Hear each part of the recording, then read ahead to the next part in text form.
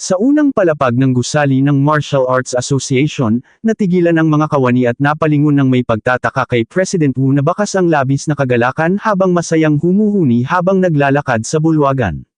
Sa sariling isip ng presidente, hinding-hindi pa nararanasan ng Star City ang magkaroon ng isang kalahok na nasa Tier 3 initial stage para sa darating na pagsusulit. Sa sandaling magtagumpay ang bida sa pag-akyat sa Tier 3, tiyak na magkakaloob ang pamahalaang panlalawigan ng napakaraming pondo at suporta para sa buong lungsod. Sa tulong ng mga karagdagang pondong iyon, siguradong iangat at magiging matagumpay ang pamamahala ng kanilang Martial Arts Association. Lalong nabulabog ang mga empleyadong nakamasid nang biglang umindik at sumayaw sa tuwa ang kanilang pinuno. Dahil dito ay nagsimula silang mag-usap-usap sa gilid, dahil kilala nila si President Wu na laging seryoso ang mukha, kaya labis silang nagtataka kung bakit abot langit ang ngiti nito ngayon na tila ba may kakaibang dahilan. Hinala ng ilan na baka nakatagpo na ng pag-ibig ang kanilang presidente. May isa namang nag-usisa kung may pumapatol ba sa pagkalalaking porma ng kanilang pinuno, habang iniisip na baka tuluyan na itong nawawala sa sarili. Naputol ang kanilang bulungan nang may maghanap kung nasaan si President Wu. Pag-ikot ng kanilang paningin, nakita nila ang dalawang pamilyar na matanda na sina Principal Li Chengshan at si Coach Chen. Sinabi ng mga ito na galing sila sa kanyang opisina, subalit ayon sa sekretarya ay bumaba ang presidente rito sa unang palapag. Ikinumpas ng dalawang empleyado ang kanilang kamay upang ituro na nagtungo ang Pangulo sa training room. Nang malaman ito, nagmamadaling sumunod ang dalawang matanda upang habulin si President Wu habang masayang sumisigaw na narito na sila upang sumama sa kanya. Laking gulo naman ang isip ng mga kawani dahil kung totoo man ang usap-usapan, imposible namang ang pinag-uukulan ng pag-ibig ni President Wu ay ang dalawang matandang lalaking iyon. Samantala, sa loob ng silid pagsasanay, buong lakas na nagpupursige ang bida na itulak ang kanyang antas habang lumalaki ang kanyang mga kalamnan at nagpapakawalan ng nagbabagang enerhiya ang kanyang buong katawan. Subalit bigla siyang nakaramdam ng hindi maganda at napaubo ng sariwang dugo, kasabay ng marahas at hindi kontroladong pagsabog ng kanyang lakas sa buong paligid. Dahil dito ay tuluyan siyang nanghina. Habang pilit na kumukuha ng hangin, tahimik siyang nagmura sa sarili dahil nabigo ang kanyang unang pagtatangka na umakyat ng antas. Gayunpaman, hindi siya nagpadaig sa panghihina at muli niyang tinipon ang kanyang lakas para sa isa pang pagsubok. Naalala niya na si Principal Li Chengshan, ang kanyang tagapagsanay na si Coach Chen, pati na rin si President Wu ay nagbuhos ng napakaraming sakripisyo para sa kanyang kinabukasan, kaya wala siyang karapatang biguan ang mga ito. Makalipas ang kalahating oras, sa wakas ay matagumpay niyang naisailalim sa kanyang kontrol ang nagwawalang blood qi sa kanyang katawan. Habang pinipiga ang natitira niyang lakas, tahimik siyang sumigaw sa kanyang isip na ibuhos na ang huling tulak para sa tagumpay, pagkatapos ay isang malakas na alon ng enerhiya ang biglang sumabog mula sa kanyang katawan na naging sanhi ng pagkaguti-guti ng kanyang kasuotan at pagtalsikan ng mga kagamitan sa paligid. Matapos ang matinding bagsik na iyon ay malalim siyang napabuntong hininga. Habang pinakikiramdaman ang pagbabago sa kanyang sarili, nagtataka siya kung ganito ba talaga ang pakiramdam kapag ikaw ay isa ng ganap na Tier 3 martial artist. Sinubukan niyang magpakawala ng blood qi sa pamamagitan ng isang suntok sa hangin, at agad na lumikha ang kanyang kamao ng isang malaking hugis ng enerhiya na mabilis na tumama sa direksyong kanyang tinitignan. Pagkatapos nito, habang pinagmamasdan ang sariling mga kamay na nag-uumapo sa matinding lakas, napagtanto niya na ang mga mandirigma na mababa sa Tier 3 ay kailangan pang gumamit ng mga martial technique upang umatake sa malayo. Subalit para sa isang Tier 3 martial artist, hindi na kailangan ang ganoong mga teknik, dahil kaya na nilang magpakawala ng nakamamatay na blood qi sa isang simpleng kaway lamang ng kanilang mga kamay. Habang tinitignan ang kanyang status, napagtanto niya na ang diferensya sa pagitan ng isang Tier 2 martial artist na may 999 na blood qi, at ng isang Tier 3 martial artist na may 1,000 blood qi, ay napakalaki pala talaga. Matapos mapag-aralan ang kanyang mga puntos, mabilis siyang tumayo at nagpasya na agad itong ibahagi bilang magandang balita kay President Wu. Subalit natigilan siya nang mapatingin sa may bakana ng silid. Doon ay nakatayo na ang presidente na may nakatutuwang ngiti, sabay tanong kung sadyang binalak ba ng bida na magpakita sa kanya sa ganyang kalagayan, at kung sinusubukan ba nitong akitin siya gamit ang ganyang itsura. Laking tuwa naman nina Principal Li Chengshan at Coach Chen habang abala sa pagkuha ng mga litrato gamit ang kanilang telepono. Masayang nakataas pa ang mga daliri ng dalawa habang sinasabihan ng bida na bilib sila sa lakas ng loob nito. Agad na nagtakip ng katawan ng bida sa matinding kahihiyan habang patuloy siyang tinutukso at pinagkakaguluhan ng dalawang matanda. Samantala, kinuha ni President Wu ang kanyang cellphone upang tawagan ang City Lord. Agad niyang ibinalita rito na matagumpay nang nakatuntong ang bida sa Tier 3. Iminungkahi pa niya na magtungo agad ang City Lord sa asosasyon upang sama-sama silang magdaos ng isang parent-teacher meeting para sa kinabukasan ng bata. Lumipat ang eksena sa mansyon ng City Lord, kung saan nagmamadaling tumatakbo si Wang Tiantuo patungo sa silid ng kanyang ama. Pagkabukas ng pinto, masaya niyang ibinalita sa magulang na nagawa na niyang umakyat sa middle stage ng Tier 2. Subalit nagulat siya nang malamig na sabihin ng kanyang ama na kulang pa iyon at kailangan pa niyang magsumikap. Ipinagmalaki naman niya sa kanyang ama na sa edad na 18 taon ay malapit na niyang malimpasan ang kalagitnaan ng Tier 2, kaya nagtataka siya kung bakit tila walang halaga ang tagumpay na ito para dito. Masayang sumagot ang ama na katatawag lang ni President Wu upang ibalitang nasa Tier 3 na ang bida, at kailangan na nilang magtungo roon ngayon din upang makita ito. Nanlaki ang mga mata ni Wang Tiantuo sa matinding gulat at napasigaw kung anong klaseng bilis iyon, at kung ang tinutukoy ba nito ay isang ganap na Tier 3 martial artist. Hindi nagtagal at nakarating na nga ang City Lord sa Martial Arts Association, kung saan tahimik silang apat na nakaupo sa tapat ng bida. Ang bida naman ay may kakaibang suot na kasuotan habang naguguluhang nagtatanong sa apat kung ano ba talaga ang pakay ng mga ito sa kanya.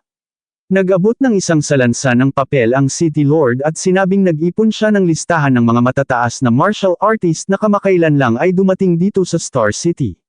Bagamat hindi niya matiyak kung sino sa kanila ang nagnanais puminsala sa bida, makabubuti na maging mas mapagmatsyag ito sa mga pangalang naroon.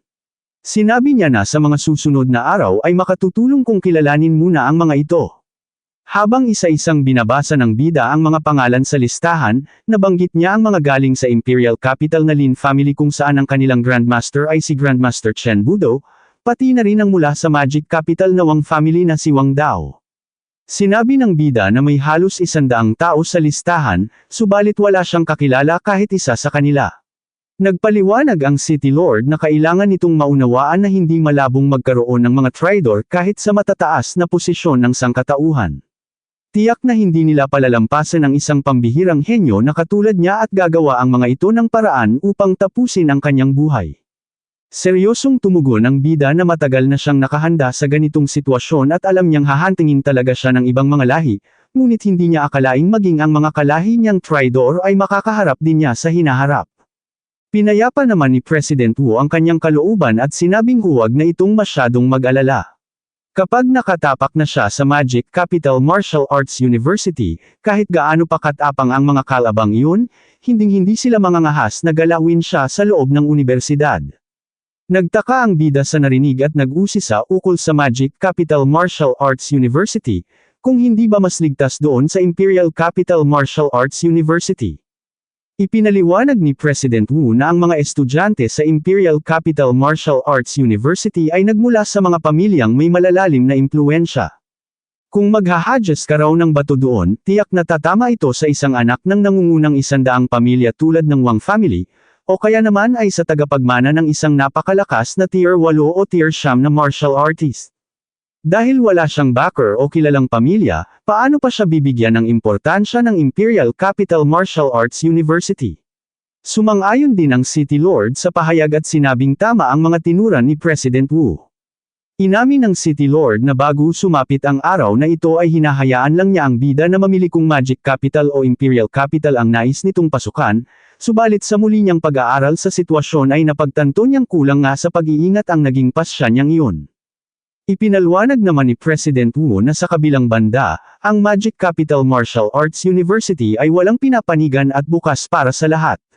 Hindi raw doon binibigyang halaga ang yaman o estado sa lipunan, kundi ang purong talento at kakayahan lamang ng isang mandirigma. Basta't may sapat kang ibubuga, walang sinumang may kapangyarihan ang makapang-aapi o makahahadlang sa iyo roon. Nang marinig ito ng bida, sinabi niyang sumasang-ayon na siya sa kanilang mungkahi at ang Magic Capital Martial Arts University na nga ang kanyang pipiliin. Subalit agad siyang binalaan ng City Lord na ang universidad na iyon ay kilala sa pagkakaroon ng napakatapang at agresibong kultura, at ang kanilang pinuno doon ay labis na mapagtanggol sa sarili nito. Kahit gaano pa kalaking kaguluhan ang idulot ng bida sa hinaharap, tiyak na itataguyod at paprotektahan siya ng mga ito. May kaunting hiya at pagtatakang nag-react ang bida at tinanong ang City Lord kung bakit ganoon na lamang ang tingin nito sa kanya, gayong hindi naman daw siya kailanman gumagawa ng eksena o naghahanap ng gulo. Subalit seryosong sumabat ang City Lord at nagtanong kung sino raw ba ang pumatay kay Yechi doon sa martial arts base. Nag-usisa rin si President Wu kung sino naman daw ang nagpabagsak sa 12-dosenang assassin na ipinadala ng demonic cult. Seryoso rin na nagtanong si Principal Li Chengshan kung sino raw ang nagtungo upang hamunin at talunin ang mga training camp ng 6 na magkakaibang lungsod.